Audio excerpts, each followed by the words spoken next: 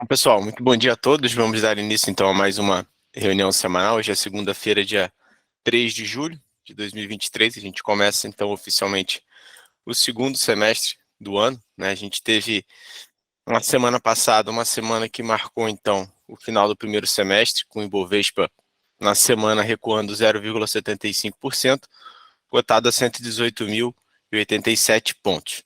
Porém, encerra o semestre com alta de 7,6% e o mês de junho com alta de 9%. Tá? Como destaque da semana, a gente teve as ações da Gol que subiram 8,7%, impulsionada pela maior expectativa de queda na taxa de juros. Em contrapartida, as ações da Via Varejo caíram 9,7% após o empresário Michael Klein, da família fundadora das Casas Bahias, entrar com um processo contra a companhia para obter a liberação de lojas e outros imóveis dados como garantia em pagamentos de passivos fiscais e trabalhistas para a empresa. O Conselho Monetário Nacional definiu a meta de inflação para o ano de 2026 em 3%, mantendo a mesma meta já estabelecida para 2024 e 2025.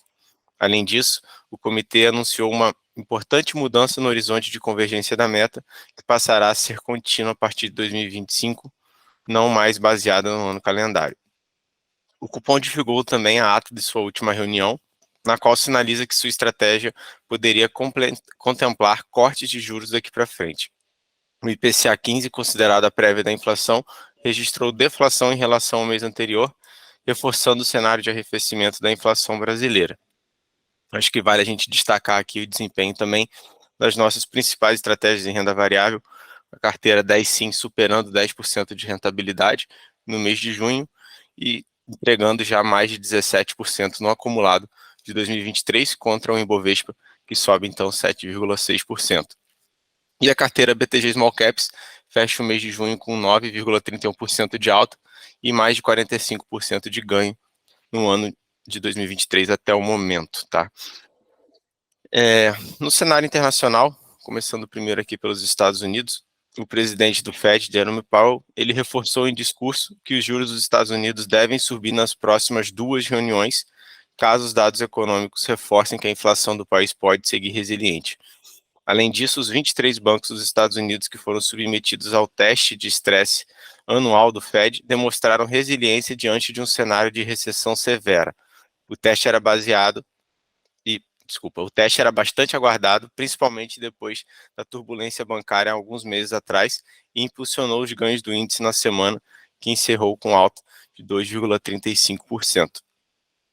Na parte de dados econômicos, o PCE, medida de inflação preferida do Fed, subiu 0,1% em maio, abaixo do esperado pelo consenso, e 3,8% no acumulado de 12 meses. É o menor número desde abril de 2021. O produto interno bruto do país cresceu 2% no primeiro trimestre de 2023, de acordo com a terceira estimativa, ficando acima do esperado. O número levantou preocupações adicionais sobre o ciclo de aumento de taxa de juros nos Estados Unidos e elevou os rendimentos dos títulos do Tesouro Americano. Já na China, foi registrado o terceiro mês consecutivo de contração nos dados de atividade fabril em junho. O índice gerente de compras, o PMI industrial, subiu de 48,8 pontos em maio para 49 pontos em junho, enquanto o PMI de serviços recuou de 54,5 pontos para 53,2 pontos este mês. Os dados decepcionantes de crescimento econômico do país continuam impactando na queda de preço das commodities, principalmente no minério de ferro. Voltando para o Brasil, a gente olha agora o nosso índice de fundos imobiliários, o IFIX, que fechou então sua 12ª semana consecutiva de alta, com valorização de 1,56% na semana.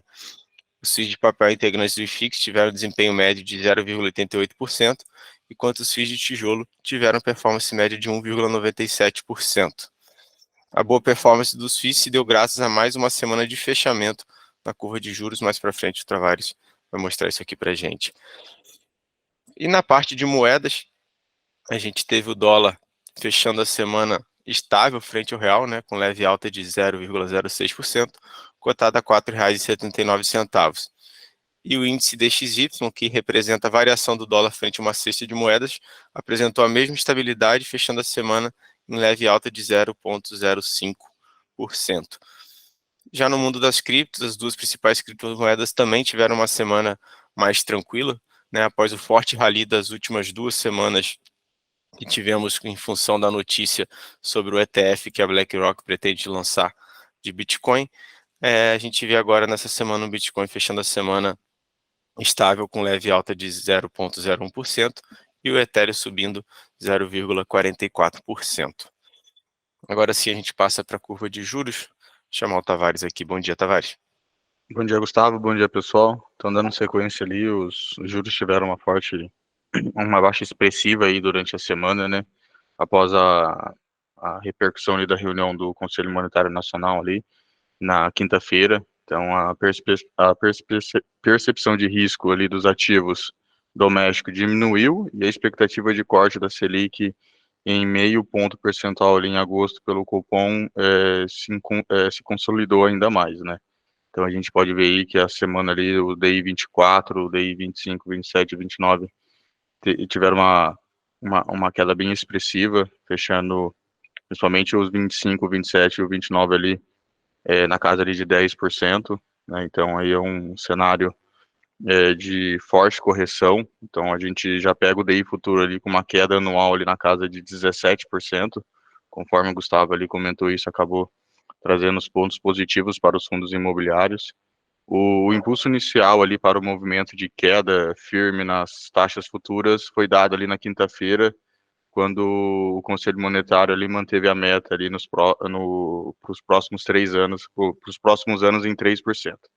Então, o Gustavo já antecipou essa notícia aí para vocês. Embora a medida já fosse aguardada pela grande maioria dos agentes econômicos, um anúncio oficial retirou da mesa ali o risco de mudança na meta, algo ali que teria a causar ali aumento na expectativa de inflação, que na visão do mercado poderia até atrasar e reduzir o ritmo na queda na Selic.